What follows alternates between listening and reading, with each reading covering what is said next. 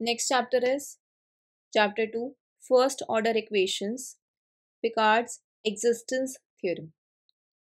So first order equation हम देख चुके हैं. First order का मतलब क्या है? dy by dx. First order, ये definition हमने lecture 1 में भी discuss करी थी. So section 2.1, first order equations. So इस chapter में हमारी जो भी discussion रहेगी वो first order equations में रहेगी. So in general first order equation हम कैसे लिख सकते हैं? Capital F x y dash equal to 0. x यहाँ पे क्या है हमारा? इंडिपेंडेंट वेरिएबल है.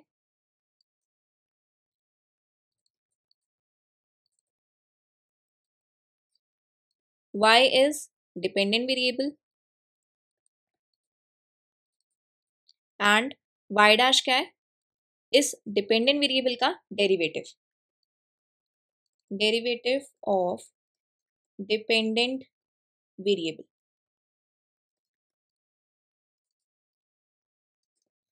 अब f जो हमारा फंक्शन है किसी ना किसी डोमेन में होगा. डोमेन का मतलब क्या है? जहाँ पे हमारा फंक्शन डिफाइंड हो. डिफाइंड होना चाहिए हमारा function. Where f is a function defined on some domain D.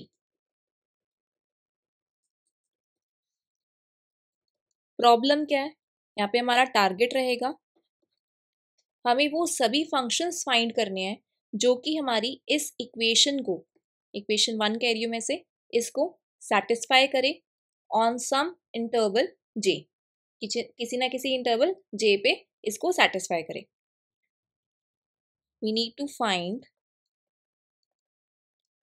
All functions y equal to five x इस टाइप के होंगे जो कि डिफरेंशियल इक्वेशन जो हमारी इक्वेशन 1 है इसको सेटिस्फाई करे.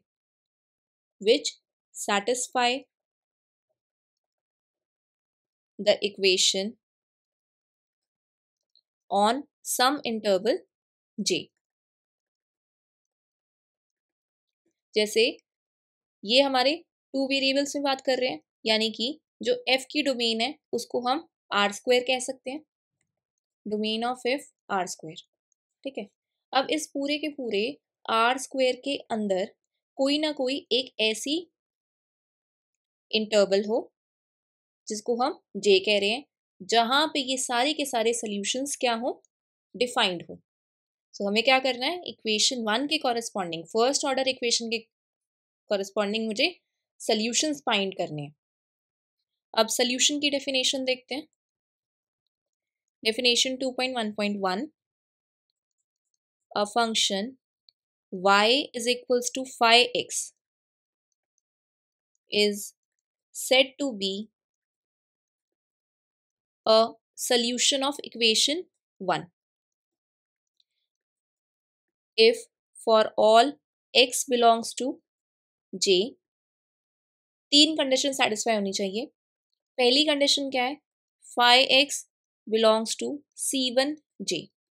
यानी कि इस इंटरवल पर जो हम फंक्शन ले रहे हैं y इक्वल टू 5x, जो हम सोल्यूशन जिसको कहना चाह रहे हैं वो हमारा कैसा हो? पहली बात C1J का मतलब है कि कंटिन्यूस हो. सेकेंडली C1J लिखा है और हम क्या बात कर रहे हैं? फर्स्ट ऑर्डर डिफरेंशियल इक्वेशन की. तो इसका 5x का फर्स्ट डेरिवेटिव एग्जिस्ट करना चाहिए. First derivative of 5x should exist. ठीक है. क्योंकि ये हमारी सारी की सारी डिस्कशन फर्स्ट ऑर्डर पे हो रही है. यही अगर nth ऑर्डर पे होती तो हम क्या कहते कि ये जो 5x है ये n टाइम्स डिफरेंशिएबल हो, यानी कि इसका n टाइम्स हम डेरिवेटिव फाइंड कर सकते हो. Second is x comma 5x, this belongs to domain D. जो भी हमारे इस फंक्शन कैपिटल F की जो डोमेन है D उसको बिलोंग करना चाहिए x comma 5x.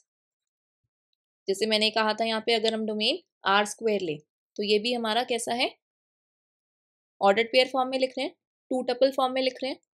And third condition, अब अगर y इक्वल टू 5x को इक्वेशन 1 का सोल्यूशन बनना है तो इक्वेशन 1 को सेटिस्फाई करना पड़ेगा। तो सेटिस्फाई करने के लिए कंडीशन क्या हो जाएगी हमारे पास, differential equation F x comma Y dash equal to 0 इस फॉर्म में है। y इक्वल टू 5x को हम इसका सोल्यूशन कहना चाह रहे हैं, मतलब इसको सेटिस्फाई करें। This means f x comma 5 dash x equal to 0। ये तीनों कंडीशन सेटिस्फाई होंगी तब जाके y इक्वल टू 5x हम इस फर्स्ट ऑर्डर डिफरेंशियल इक्वेशन का सोल्यूशन बोलेंगे। नेक्स्ट देखते हैं normal form of first order differential equation. Normal form क्या बनती है इसकी, y dash is equals to F x y dash मतलब dy by D x equal to function of x comma y. ठीक है, नेक्स्ट इज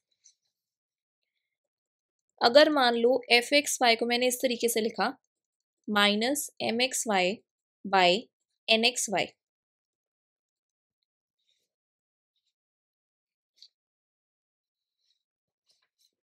ठीक है, यहाँ पे इक्वेशंस की नंबरिंग कर देते हैं।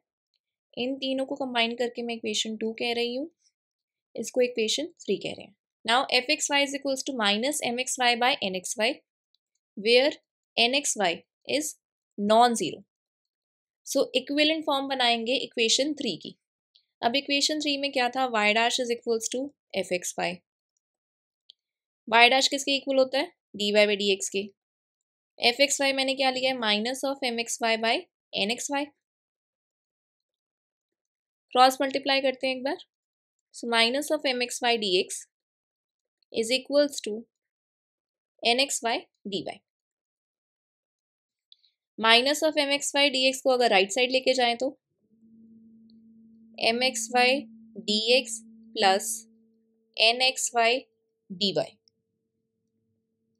सो इस तरीके से ये मेरी एक और इक्विवेलेंट फॉर्म बन गई है। काफ़ी इंपॉर्टेंट है, ध्यान में रखना ये वाली। एग्जाम्पल करते हैं, example 2.1.1।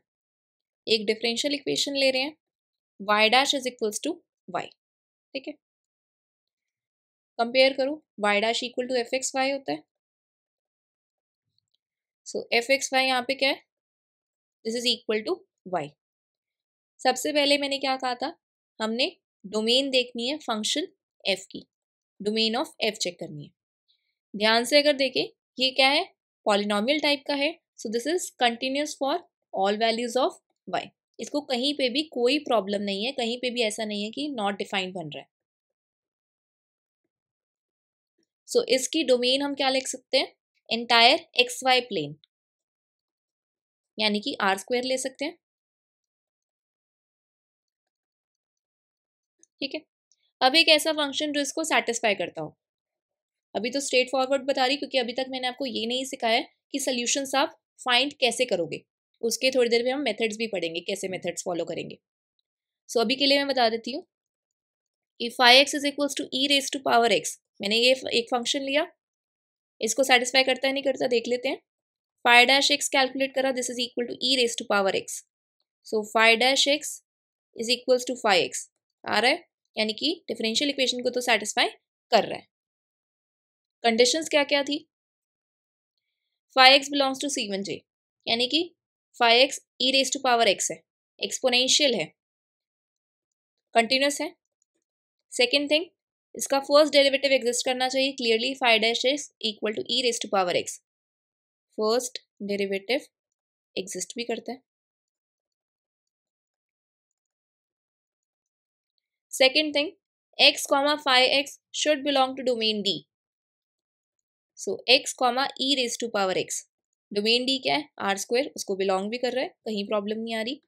Second thing, sorry last thing is, जो हमारा ये 5x equal to e raise to power x है, ये गिवन डिफरेंशियल इक्वेशन को सेटिस्फाई करता हो, यानी कि सेटिस्फाई भी कर रहा है। F x comma 5x comma 5 dash x equal to 0 satisfy कर रहा है। phi x is equals to e raised to power x satisfies given differential equation. ठीक है, अब अगर इसको ध्यान से देखें, हमने देखना था on some interval j of domain d. ठीक है, सो डोमेन तो r² थी, किस इंटरवल पर है, ये पूरे के पूरे रियल नंबर r पर डिफाइन है, phi x equal to e raise to power x. So we can say that j हमारा क्या होगा, माइनस इंफिनिटी टू इंफिनिटी, यानी कि पूरी की पूरी रियल नंबर लाइन पर ये डिफाइंड है. Therefore, phi x is equals to e raised to power x satisfies the differential equation on the interval minus infinity to infinity. सारी की सारी कंडीशन सेटिस्फाई हो रही हैं, thus phi satisfies the conditions second, and hence phi is a solution of, इसको equation number 5 कह देते हैं और इस वाले को equation 4. Equation 5. Next example, example 2.1.2. Let us consider another example, y dash plus xy is equals to 0. इसके जो solutions निकल के आते हैं, phi x is equals to c e raised to power minus x square by 2, इस type के होंगे. इन equations के जो ग्राफ होंगे उसको हम कहते हैं solution curves. Graphs of these equations are called solution curves.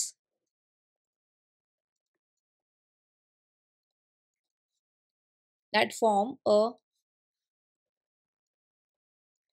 family of bell shaped curves. Draw भी करके दिखाती हूँ कैसे बन रहा है ये.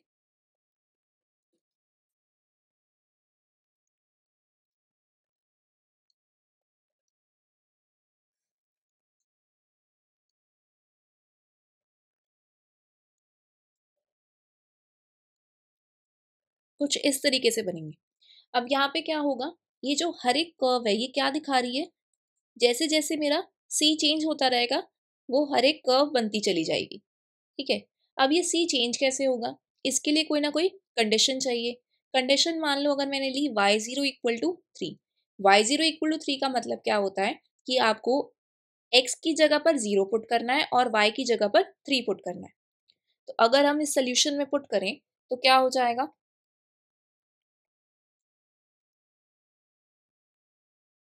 y0 इक्वल टू 3 लिया, फाई x इसका सोल्यूशन है, तो इस तरीके से भी लिख सकते हैं that yx is equals to c e raise to power minus x square by 2. क्यों, क्योंकि मैंने क्या कहा था y equal to phi x solution है डिफरेंशियल इक्वेशन का, तो इस तरीके से भी लिख सकते हैं.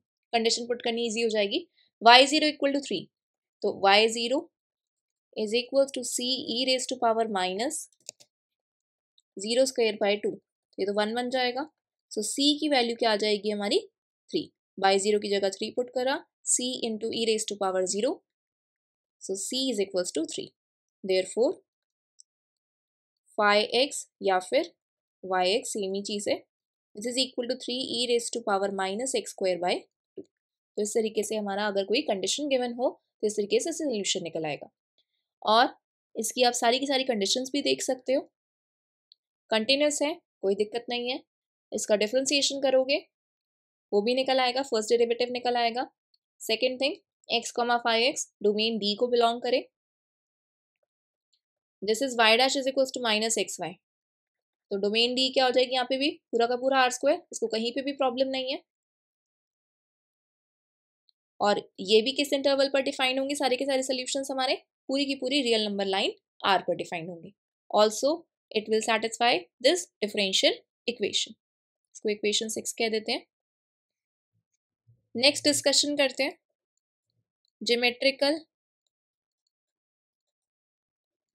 इंटरप्रिटेशन। ऑल्सो ये जो मैंने सोल्यूशन निकाला है, कैसे निकाला है, एक पर्टिकुलर कंडीशन दी हुई थी, ठीक है, उसके बेसिस पे निकाला है। तो जो हमारा ये सोल्यूशन निकल के आया है, this is known as particular solution. जब तक उस सोल्यूशन में आर्बिट्ररी कांस्टेंट प्रेजेंट था, तब तक हम उसे बोलते थे जनरल सोल्यूशन।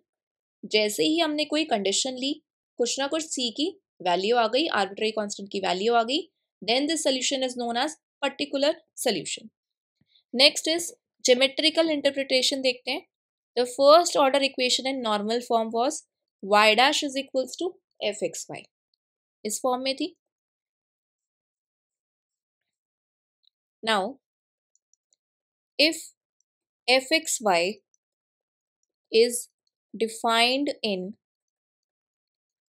डोमेन डी, अगर F x Y domain D में डिफाइंड है, y डैश बेसिकली होता क्या था, हमारा स्लोप होता था। Slope is y dash same as dy by dx, so it is the slope of a tangent line at the point x comma y. So thus a solution of y dash equal to fxy on interval j is a solution phi x इसका solution होता है first order differential equation का, such that इसको satisfy भी करता हो। सो satisfy करने का मतलब क्या है, phi dash is equals to phi dash x equal to F x comma phi x. Whenever हमने कंडीशन लगा रखी है कि जो पॉइंट है एक्स कॉमा फाई एक्स, वो हमारे फंक्शन के डोमेन को बिलोंग करना चाहिए। नाउ जो सोल्यूशन कर्व निकल के आएगी, tangent at this point x comma phi x, इसकी स्लोप क्या होगी, phi dash x.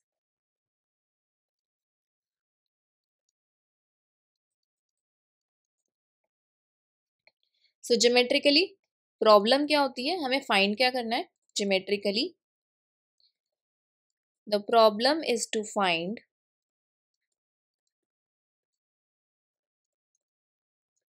Solution curves. Solution curve निकालनी है हमने यहाँ पे, जैसे अभी पिछले वाले एग्जाम्पल में मैंने दिखाया था कि ये क्या थी, हमारी सोल्यूशन कर्व्स थी। सो सोल्यूशन कर्व निकालनी है बेसिकली हमने कॉरेस्पॉन्डिंग डिफरेंशियल इक्वेशन के लिए with prescribed directions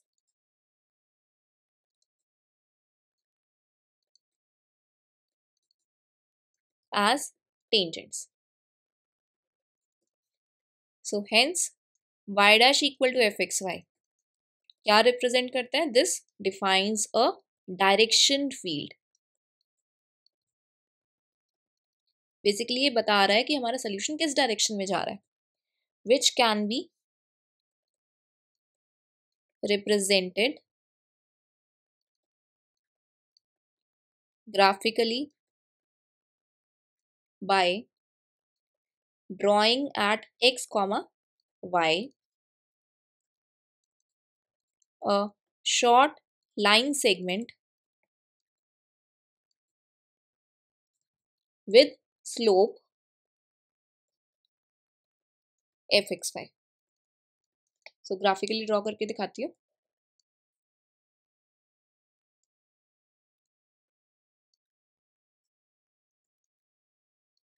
this is x axis, this is y axis, कुछ ना कुछ फंक्शन की क्या होगी, डोमेन होगी, ठीक है।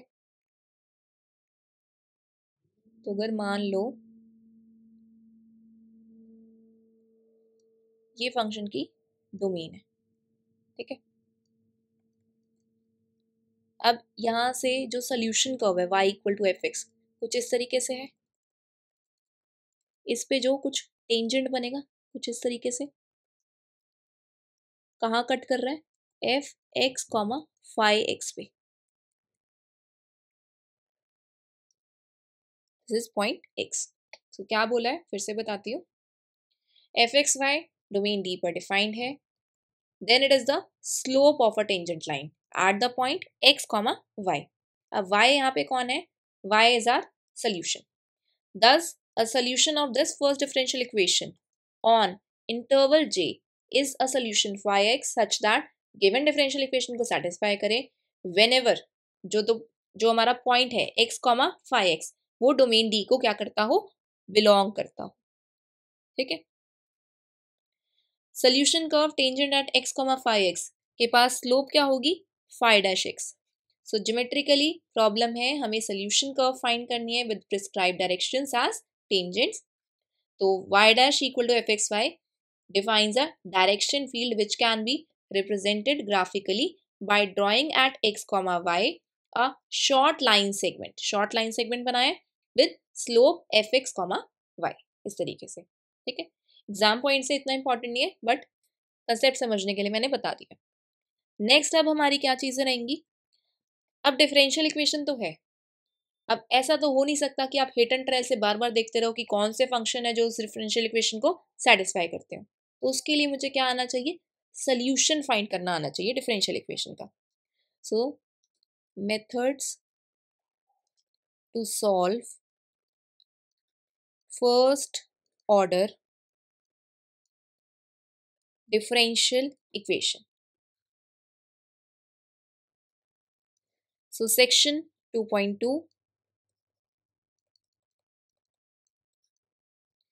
सेपरेशन ऑफ वेरिएबल्स इसमें हम पढ़ने वाले हैं,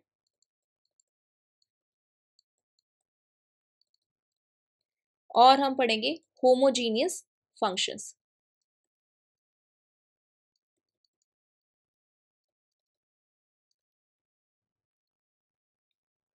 पहले सेपरेशन ऑफ वेरिएबल्स में डिस्कस कर रही हूँ। अगर मान लो एफ एक्स वाई मेरा इस तरीके से, if F x Y is equals to minus g x by h y, normal form हमने पढ़ी थी, नॉर्मल फॉर्म मेरी क्या थी, y dash is equals to F x Y, यानी कि y dash is d Y by D x, f x Y is minus g x by h y. Cross multiply करते हैं, h y D y is equals to minus g x d x. इस minus g x d x को left लेके जाते हैं, so it will become g x d x plus h y D y equal to 0। ध्यान से अगर देखें, variables हमने सेपरेट कर दिए हैं, यहाँ से हैं सारे एक्स के वेरिएबल, यहाँ वाई के वेरिएबल। ठीक है,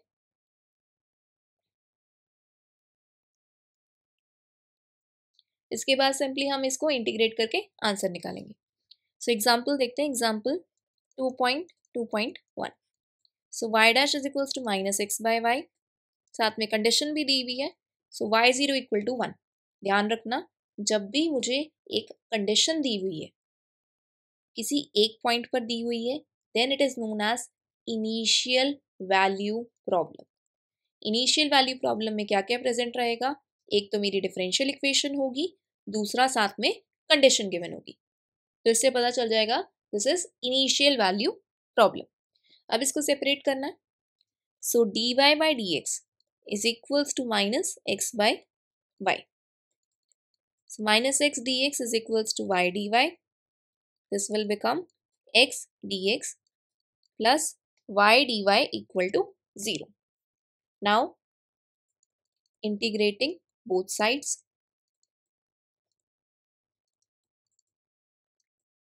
दोनों साइड अगर मैंने इंटीग्रेट करा तो क्या बन जाएगा, ये x dx का इंटीग्रेशन प्लस y dy का इंटीग्रेशन, और हमारा ये कैसा है, इंडेफिनिट इंटीग्रल है, तो यहाँ पे एक आर्बिट्ररी कांस्टेंट ऐड होगा, where c is an arbitrary constant।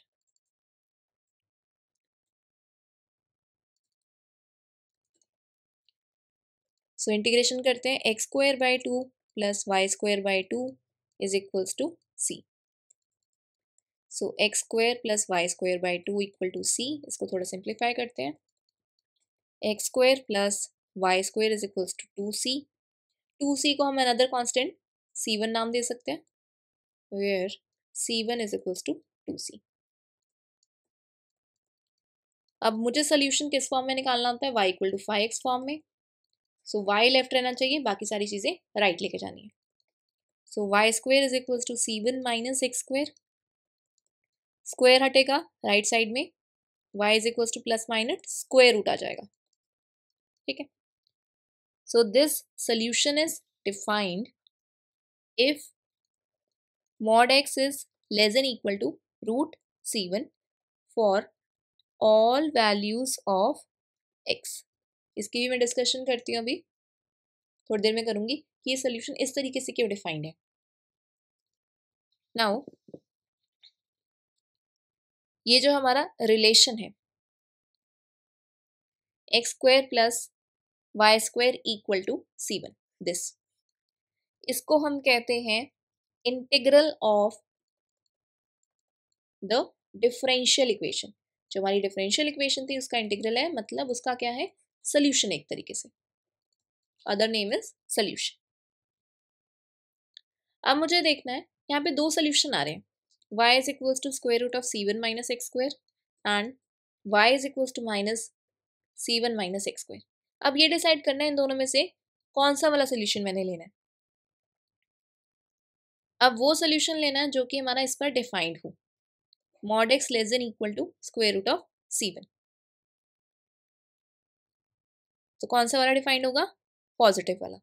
Also मैंने ये वाला सोल्यूशन क्यों पिक किया है, कंडीशन क्या है, y0 is equals to 1। Put करके देखते हैं कहाँ कुछ सेटिस्फाई होगा। y0 इक्वल टू 1 अगर मैंने यहाँ रखा, मतलब x की जगह 0 रखती हूँ और y की जगह 1, तो 1 is equal to square root of c1। Squaring both sides c1 will be 1। यहाँ पे रख के देखते हैं, 1 is equals to minus of square root of c1। So square root of c1 is equals to -1। यहाँ से भी स्क्वेयरिंग करके 1 आ रहा है। अब कैसे देखें, इस तरीके से देख सकते हैं कि अगर इस एक्स स्क्वायर की वैल्यू इस c1 से ज्यादा हुई, if x square is greater than c1, तो ये हमारा क्या बन जाएगा, फिर इमेजिनरी बन जाएगा। यानी कि अगर mod x square root of c1 से ज्यादा बन जाता है तो ये इमेजिनरी बनेगा। इमेजिनरी मतलब ये कॉम्प्लेक्स बन जाएगा। हमें तो सोल्यूशन कैसे चाहिए, रियल चाहिए, तो इस वजह से भी मैंने ये वाला सोल्यूशन चूज करा है। और ये पूरे के पूरे इंटरवल किस पर डिफाइंड रहेगा, mod x less than equal to square root of c1।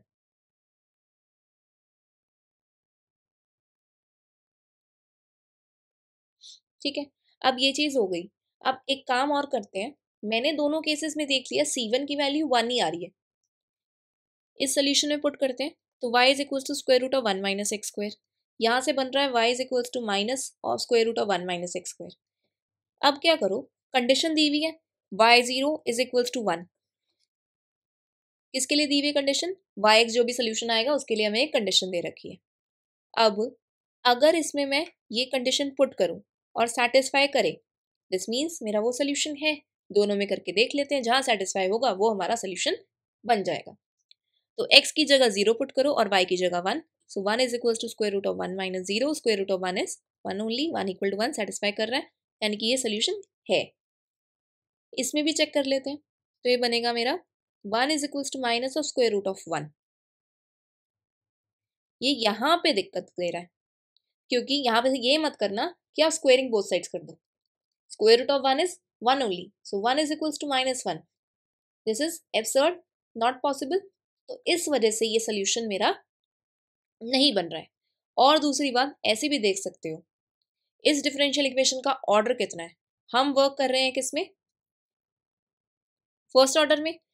जब भी फर्स्ट ऑर्डर में वर्क करेंगे या किसी भी ऑर्डर में वर्क करें, तो जो डिफरेंशियल इक्वेशन का ऑर्डर है उतने ही सोल्यूशन उस डिफरेंशियल इक्वेशन के एग्जिस्ट करेंगे। यहाँ पे ये कैसा था, फर्स्ट ऑर्डर था, तो इसके कितने सोल्यूशन होंगे, इसका सिर्फ और सिर्फ एक ही सोल्यूशन होगा। इस वजह से मैंने इसका ये वाला सोल्यूशन सेलेक्ट करा है, जो कि हमारी इनिशियल कंडीशन को भी सेटिस्फाई करे। ठीक है, अब नेक्स्ट टॉपिक है हमारा होमोजीनियस के बारे में। सो डेफिनेशन देखते हैं। Definition 2.2.1 a continuous function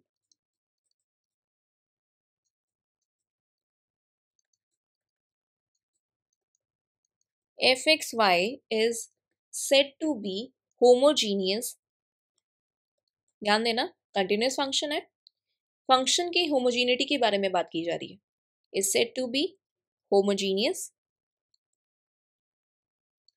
of degree n in x and y if for every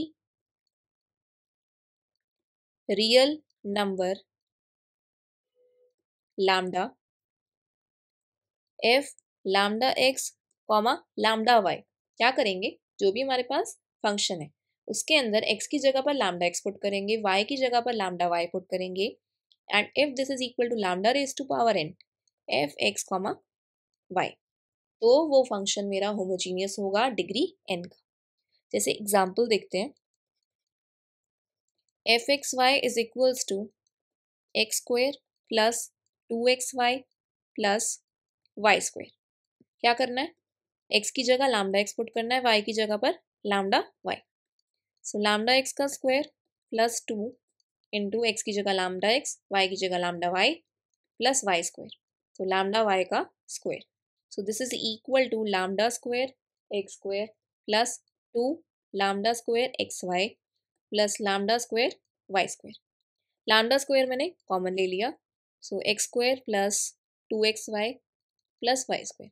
अगर ध्यान से देखें तो ये given function F x Y था, so this is equal to lambda square F x Y. यानी कि ये जो हमारा पॉलिनॉमियल है, this is a polynomial of degree, degree कितनी आ रही है 2 इन एक्स एंड वाई। एक और एग्जाम्पल देखते हैं,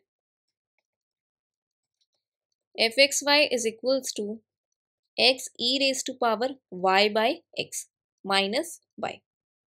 तो x की जगह पर लैम्डा x, y की जगह पर lambda y, this is equal to lambda x e raise to power lambda y by lambda x minus lambda y। Lambda से lambda cancel, so lambda x e raise to power y by x minus lambda y। Lambda common ले लेते हैं, so x e raise to power y by x minus y। ये क्या था, given function F x Y, यानी कि lambda की power कितनी है 1 है। So f is a homogeneous function of degree 1 in x and y.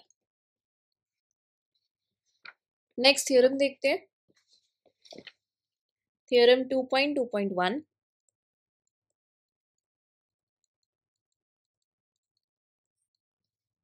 if the coefficients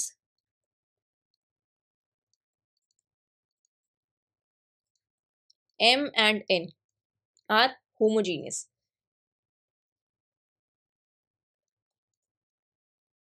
of the same degree in x and y,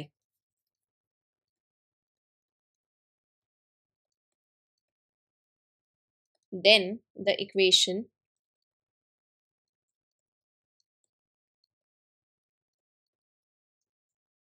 mxy dx plus nxy dy is equals to 0 can be reduced to a separable equation by the transformation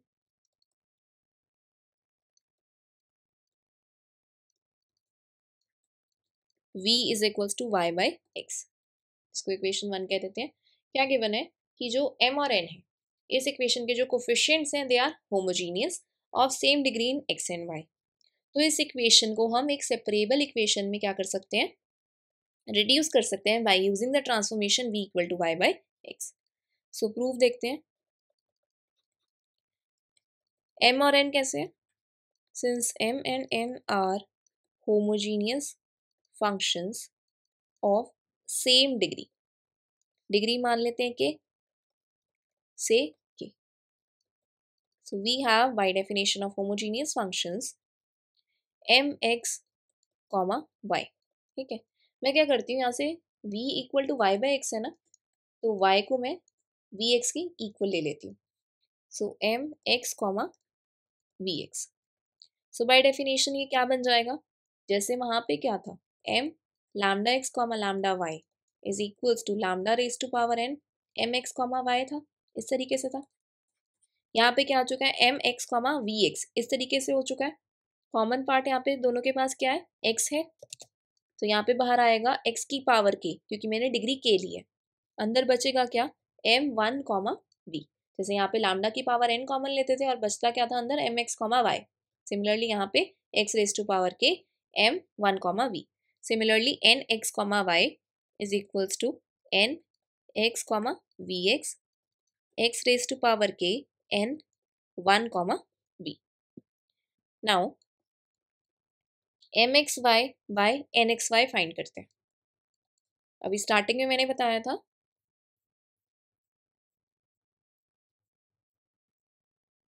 ये वाला कि if F x Y is equals to minus M x y by N x y, तो इस तरीके से मेरी ये equation 4 बनी थी। तो उसको यहाँ पे यूज कर रही हूँ मैं। M x y by N x Y is equals to x raise to power k M one comma v by x raise to power k N one comma we. X raise to power k numerator denominator में cancel हो गया, हमारे पास बचा M one comma v by N one comma v. ये किसके equal होता था हमारा, F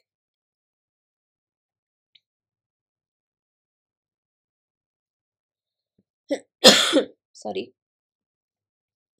F x comma y x Y is equals to m x y by N x y. ठीक है, अब यहाँ से ये है m one comma v by N one comma v, तो इसको मैं इस तरीके से लिख लेती हूँ। एक्स की जगह बेसिकली वन आ चुका है, तो एफ वी कि भाई अब मेरा जो फंक्शन है वो सिर्फ और सिर्फ एक ही वेरिएबल में रह गया, वी वेरिएबल में रह गया। पहले क्या होता था, दो वेरिएबल में होता था, तो इस तरीके से लिखते थे। ठीक है, और यहाँ पे माइनस साइन भी था। So from v is equals to y by x, ये हमें गिवन है, इसको क्या करूँ, differentiating both sides with respect to x. So dv by dx इस तरीके से करेंगे तो थोड़ा कॉम्प्लिकेटेड हो जाएगा। एक काम करते हैं कि इसको मैं ऐसे लिख लेती हूँ, y is equals to v x, क्योंकि यहाँ से d Y by D x निकल के आएगा, और एक और मेरे पास ऑलरेडी अभी यहाँ से मैं एक और निकाल के दिखाऊंगी, तो उनको फिर कंपेयर करना आसान हो जाएगा। So D Y by D x is equals to, यहाँ पे प्रोडक्ट रूल लगाओ, v into one plus x into d v by D x. ठीक है, दूसरा मेरे पास क्या है, y dash is equals to F x y होता है। ठीक है, एफ एक्स वाई किसके इक्वल है, minus of M x y by N x y, और y dash is d Y by D x. इसको पूरा सिंप्लीफाई करके ये किसके इक्वल बन चुका है, this is equal to minus f v. कैसे बना, y की जगह पर मैंने क्या लिया था, वी एक्स लिया था, तो यहाँ पे देखो ये एफ वी के इक्वल आया था। नाउ इसको इक्वेशन 2 कह देते हैं, इक्वेशन 3। कंपेयरिंग इक्वेशन 2 एंड 3,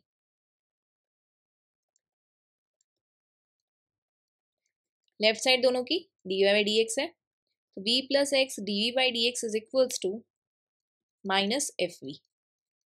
इस v को राइट हैंड साइड ले जाते हैं, तो x d v by D x is equals to minus f v minus v. Now separating the variables, d v by f v plus we, minus right ही रहने देते हैं, और minus of d x by x. So d v by f v plus d x by x is equals to 0। तो हमने क्या करा है, हमारी जो इक्वेशन थी ये वाली इक्वेशन 1 किसमें ट्रांसफॉर्म हो चुकी है, इक्वेशन 1 हमारी इस फॉर्म में ट्रांसफॉर्म हो चुकी है। और फिर हमने क्या कहा था कि ट्रांसफॉर्म होने के बाद वो एक सेपरेबल टाइप की डिफरेंशियल इक्वेशन बन जाएगी। ठीक है, सेपरेबल इक्वेशन बन गई। So this is a separable equation, hence showed. Example करते हैं। Example 2.2.2, solve y square dx minus x into x plus y dy equal to 0। ठीक है, अब सबसे पहले आप क्या चीज करोगे, m dx plus n dy equal to 0, यानी कि एम एक्स वाई यहाँ पे क्या है कंपेयर करके वाई स्क्वायर है, एन एक्स वाई मेरा क्या है minus x plus y, minus x into x plus y, minus x square minus x y. ध्यान से देखो एम एक्स वाई की डिग्री कितनी है, 2 है। यहाँ पे भी हर एक टर्म की डिग्री कितनी है, 2 है। ध्यान रखना जो पावर होती है वो सिंपल बोलेंगे, जैसे यहाँ पे पावर 2, डिग्री भी यहाँ पे 2 है, यहाँ पे पावर भी 2 है, डिग्री भी 2 है। यहाँ पे हर एक टर्म की देखें पावर तो 1 1 है, डिग्री जो होती है उनका सम करके आती है, कंबाइंड फॉर्म में आती है। तो यहाँ भी डिग्री कितनी है, 2 है। तो they are homogeneous functions of degree 2। ठीक है, अब जब भी होमोजीनियस दिख जाए तो हमने करना क्या है, पहले इसे dy by D x form में लिखना है। तो कैसे लिखूंगी, minus of x into x plus y D y is equals to y square d x को राइट लेके जाएंगे, तो minus y square d x, minus से minus cancel, d Y by D x is equals to y square by x into x plus y, इस form में लिख लिया। अब क्या करेंगे, इसको ट्रांसफॉर्म करने के लिए put y is equals to v x, हर बार करना है जब भी होमोजीनियस डिफरेंशियल इक्वेशन आपको नजर आ जाए। Now differentiating both sides with respect to x,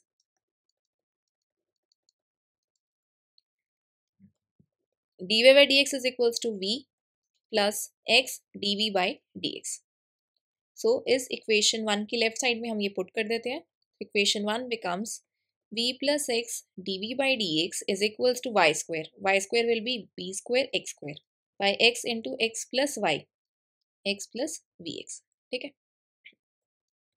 so v square X square by, यहाँ से एक x कॉमन ले लेते हैं, बाहर एक और x ऑलरेडी है तो x square 1 plus v, x square से x square cancel, so v plus x dv by dx is equals to v square by 1 plus v।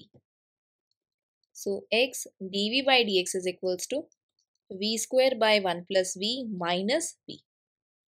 So v square, यहाँ पे एलसीएम ले लेती हूँ सिंपली, माइनस वी स्क्वायर से v square cancel, x dv by dx is equals to minus v by 1 plus v। Now separating the variables,